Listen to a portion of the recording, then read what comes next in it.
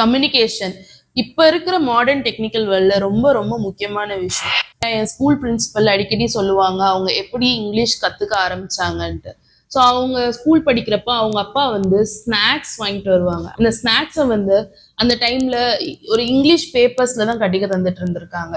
So அந்த English papers எல்லாம் இவங்க எடுத்து வச்சு அந்த வேர்ட்ஸை டிக்ஷனரியில ரெஃபர் பண்ணி அந்த ரெஃபர் பண்ண வேர்ட்ஸை அவங்க டெய்லி யூஸ் பண்ண ஆரம்பிச்சு இன்னைக்கு அவங்க ஒரு தமிழ் மீடியம் ஸ்கூல்ல இருந்து ஒரு ஸ்கூலை ஹேண்டில் பண்ற ஒரு பிரின்சிபல் லெவலுக்கு டெவலப் ஆயிருக்காங்க.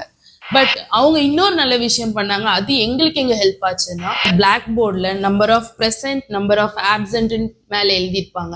ஸோ அது கீழே அவங்க தினமும் ஒரு இங்கிலீஷ் வேர்ட் அந்த இங்கிலீஷ் வேர்டோட மீனிங் என்னன்ட்டு எழுதுனாங்க. ஸோ எனக்கு இப்போ ஞாபகம் இருக்கு த வேர்ட் கீன். நான் இப்போ யூஸ் பண்ணிட்டு இருக்கேன். கீனா இருக்கணும், ஷார்ப்பா இருக்கணும்னு அர்த்தமாமா அதுக்கு.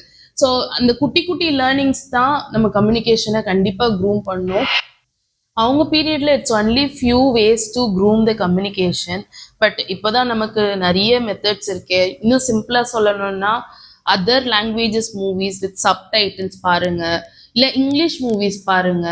ஒன்னே ஒன்று தெரிஞ்சுக்கோங்க, நீங்களும் உங்க கொலீகும் ஒரே ஒர்க் பிளேஸ்ல தான் வேலை பார்க்குறீங்க, ஒரே ஒர்க் தான் ஷேர் பண்ணிக்கிறீங்க.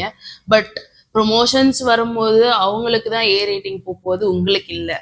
காரணம் என்னன்னா அவங்களோட சேர்ந்து நீங்களும் பண்ற ஒர்க் தான் நீங்க பண்றீங்க. பட் நீங்க என்ன பண்றீங்கன்னு உங்களால அங்க பேச முடியலன்னா வாட்ஸ் த பாயிண்ட்? ஸோ கம்யூனிகேஷனை மட்டும் தயவு செய்து க்ரூம் பண்ணிக்கோங்க. Follow my page for more real talks. நம்ம எல்லாருமே ஒரே போட்ல தான் டிராவல் பண்ணிட்டு இருக்கோம். Come on, let's lift each other together.